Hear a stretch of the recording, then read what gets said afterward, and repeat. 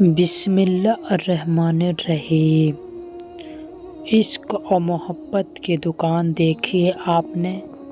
میرے دوستو، اللہ کی قسم کھا کر عرض کرتا ہوں، اس عزیز نے کبھی اس طرح قسمیں نہیں کھائی، مگر آج میرے جی نے چاہا کہ یہ بات عرض کر دی جائے کہ اس عزیز نے بھی اپنی زندگی میں ایک عشق کی ایک دکان دیکھی ہے۔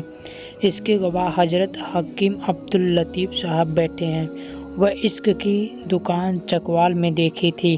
وہاں پینے والے آتے تھے، کوئی پورب سے آتا، کوئی پچھم سے آتا، کوئی پشاور سے آتا تھا تو کوئی کراچی سے آتا تھا۔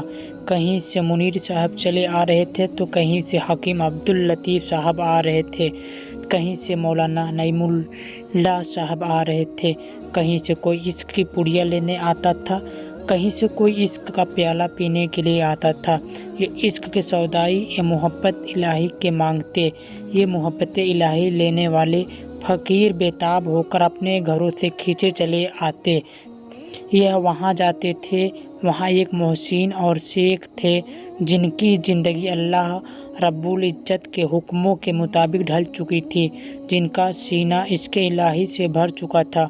وہ عشق کی دوا دیتے تھے، کبھی کسی کی تنہائیوں میں بٹھا کر دیتے تھے، کبھی کسی سے بیان کروا کے دیتے تھے، کبھی کسی کو سامنے بٹھا کر دیتے تھے، کبھی کسی کو ڈانٹ کر دیتے تھے، کبھی کسی کو پلا کر دیتے تھے۔ جو عشق کی دوا پی لیتے تھے وہ اپنے سینوں میں عشق کی گرمی لے کر جاتے تھے۔ کبھی کبھی سوچتا ہوں کہ جب ان حضرات کو سینوں میں انہوں نے عشق کی ایسی گرمی بھر دی تو پتہ نہیں کہ اللہ تعالیٰ نے ان کے دلوں میں عشق کی کیا آگ رکھی ہوگی۔ حضرت جنید بغدادی رحمۃ اللہ علیہ فرماتے ہیں کہ مجھے تو ایک عورت نے سکھا دی۔ کسی نے پوچھا کہ حضرت ہوا کیسے؟ فرمانے لگے کہ میرے پاس ایک عورت آئی جو پردے میں تھی، کہنے لگی کہ میرا خاوند دوسری شادی کرنا چاہتا ہے، آپ فتویٰ لکھ کر دیں کہ اس کی دوسری شادی کرنے کی اجازت نہیں ہے۔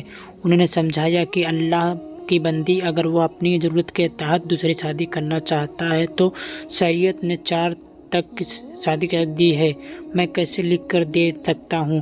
فرماتے ہیں کہ جب میں نے یہ کہا تو اس عورت نے ٹھنڈی سانس لی اور کہنے لگی، حضرات اگر شریعت کا حکم راستے میں رکاوٹ ہے تو ورنہ اگر اجازت ہوتی تو میں آپ کے سامنے چہرہ کھول دیتی اور آپ میرے حسن اور جمال کو دیکھتے تو آپ اس بات کو لکھنے پر مجبور ہو جاتے کہ جس کی بیوی اتنی خوبصورت ہو اس کا دوسری شادی کرنے کی اجازت نہیں۔ فرماتے ہیں کہ وہ تو یہ بات کہہ کر چلی گئی، مگر میرے دل میں یہ بات آئی کہ اللہ اپنے عورت کو عارضی حسن و جمال عطا کیا، اس کو اپنے حسن پر اتنا ناز ہے کہ وہ کہتی ہے کہ میں جس کی بیوی ہوں اب اس کو محبت کی نظر دوسری طرف ڈالنے کی اجازت نہیں ہے۔